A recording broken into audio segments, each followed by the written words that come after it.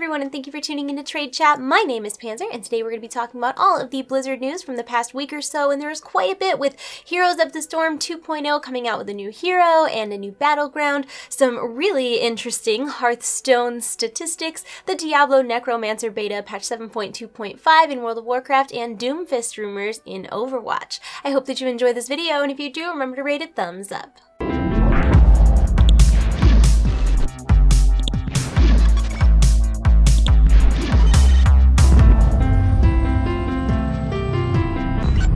Last week we talked a little bit about Hearthstone and how it is a very expensive game to get into, and that the RNG of Un'Goro Crater has felt particularly painful. And while Blizzard assured us it is no more painful than previous expansions, Redditor Sea Serpent ran some computer scripty simulation type things that I don't fully understand because they're a little bit above my pay grade, that determined that the cost to purchase an entire full set of Un'Goro cards would be on average $400, and you need to purchase 316 packs to do so, which is crazy. And that's not just saying, oh, you'd need to buy 300 plus packs to get all the cards individually. That's saying in order to get all the cards and then get enough dust to fill in the blanks of the ones that you didn't actually pull from the packs, over 300 packs of cards would need to be purchased. It's insane. And I understand that most people who play Hearthstone are not going for complete sets, but to those of you who argued with me last week that Hearthstone is not an inherently expensive game,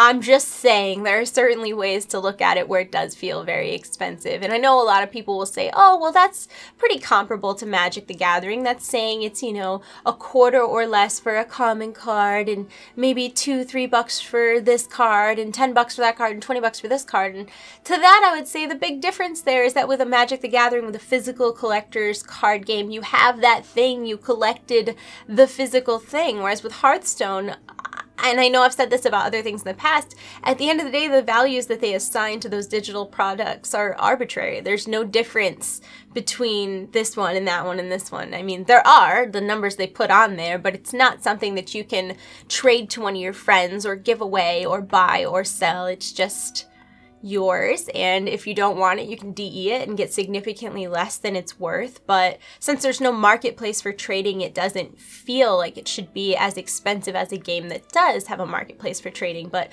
those are just my 2 cents. If you would like to learn more about how Sea Serpent did this simulation, I will have a link in the info below that'll give you all of the deets that you're looking for.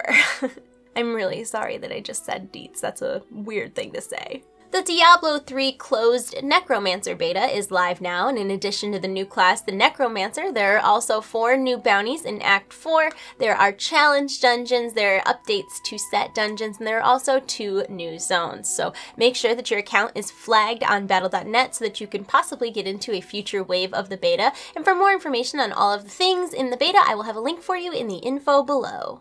The Heroes of the Storm 2.0 beta had a huge update today that brought with it the new map Hanamura.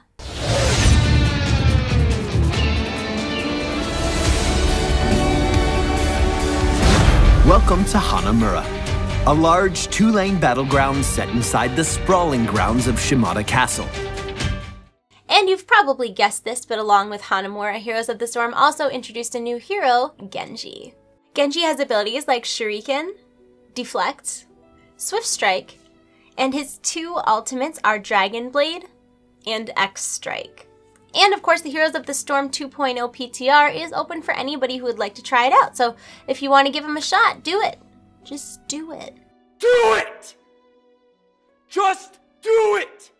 If you're an Overwatch player, I'm sure you're already well aware that the Uprising event is live now through May 1st, but what you might not know is that there have been a lot of hints about Doomfist this week, and this is a situation where I feel like I'm putting my foot into my mouth, because I have always said that I didn't think Doomfist would be an actual hero. I thought he would be part of the story and have an animation and stuff like that, but I didn't think he would actually be a hero that you could play, because it just seemed like he would be too overpowered and that the Doomfist gauntlet was too convoluted included, being that it actually would change hands between people. So I kind of thought that Doomfist would be a game mode that featured like a Juggernaut style where one person was Doomfist and everybody fought against Doomfist or something. But the more that we get these little hints and reveals about him, the more it seems like he might actually be a hero. Jeff Kaplan said that players were really excited to learn more about Doomfist and that he would be worth the wait and that they were really, really excited to reveal him. And then later on in the week, Terry Crews on his Facebook page said that there would be a huge announcement at E3 this year and hinted that fans already knew what it was. And in the same Facebook Live video, he was showing off his computer with Overwatch on it, and we know that Terry Crews and Jeff Kaplan kind of have a bromance going on. He's been to Blizzard. Everybody wants him to be Doomfist's voice, so I don't know what this means. I don't know if it means that Doomfist is, after all, going to be a hero and his voice will be dubbed by Terry Crews, or if maybe it is still going to be some sort of game mode or just a cinematic. I don't know, but it seems that the likelihood of Doomfist being a part of Overwatch very soon is more and more likely. The likelihood is more likely. Whatever. You get what I'm saying. Doomfist is a thing, and he's coming soon. Giggity. Okay? Alright. There's links in the info below if you want to read more about it. Not a whole lot of StarCraft news this week, but for the first year ever, StarCraft is celebrating Noblegarden. Now through May 8th, players can complete a quest to play 15 games, and they'll be rewarded with Easter egg-themed player portraits. So that's a cool thing. And while we're talking about Noblegarden, that fire transition, though. Players can celebrate Noblegarden in World of Warcraft now through April 24th, and this year they have added a new purple Noblegarden bunny pet. So if you have not gotten that one yet, make sure you add it to your collection. I'm really sorry if you can hear the lawnmower in the background. My neighbor Steve, he aims to mow his lawn when I'm filming, so I make sure that I film on the nicest days to accommodate him. In addition to Noblegarden, another event going on in the World of Warcraft right now is World Quest Bonus Week, which means that all of your World Quests will give you bonus reputation this week, so if you're working on Armies of Legionfall rep, now is a great time to do that because bonus rep. A couple other quick things before I move on. If you are a mount collector, the Secret Finding Discord discovered how to obtain the Riddler's Mindworm, and also there are some Secret Hunter pet tames, and I will have those linked in the info below for those of you who are interested. Patch 7.2.5 is right around the corner. The PTR is live now if you want to check it out. And I'll have a video later this week that's 39 things about 7.2.5. But to tide you over, 7.2.5 is going to contain a bunch of class and balance changes.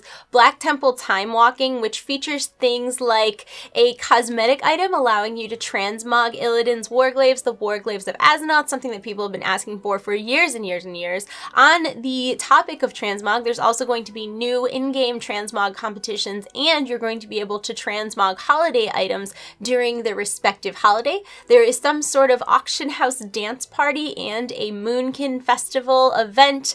This patch in general just looks like a whole lot of fun, and I cannot wait to get into the video later this week. If you want to read up more about it now, I will have a link in the info below. And that's it for this week's Blizzard news, guys. What do you think? Do you think Hearthstone is really, really expensive, or do you think that $400 number is kind of like hyperbolic and should be dismissed as viable evidence? What do you guys think about Genji and Hanamura coming to Heroes of the Storm? Are you excited for the Necromancer Beta? Are you excited for the 7.2.5 PTR and impending patch in World of Warcraft? What do you think about Doomfist? Is he going to be a hero, or is he just going to be a character in the universe? Tell me all of the things. I'm going to go. I hope you're having a wonderful day. I love you all. You're in my hearts. I'll see you soon. Goodbye. Goodbye. Goodbye.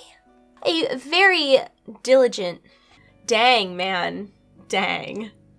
I'm not sure if you just heard my hands make a farty noise, but they did. They just made like a farty noise. I can't do it now, of course, because I'm on the spot, but trust, there was a fart noise. Along with Hanamura is everyone's favorite Shimada brother, Genji, except for those people who prefer Hanzo, and we don't talk about those people. Yeah, I don't know. I kind of think that this is all happening. So that's kind of cool. Do your Broken Isles quest this week, man, because you're just gonna go. It's good. You should.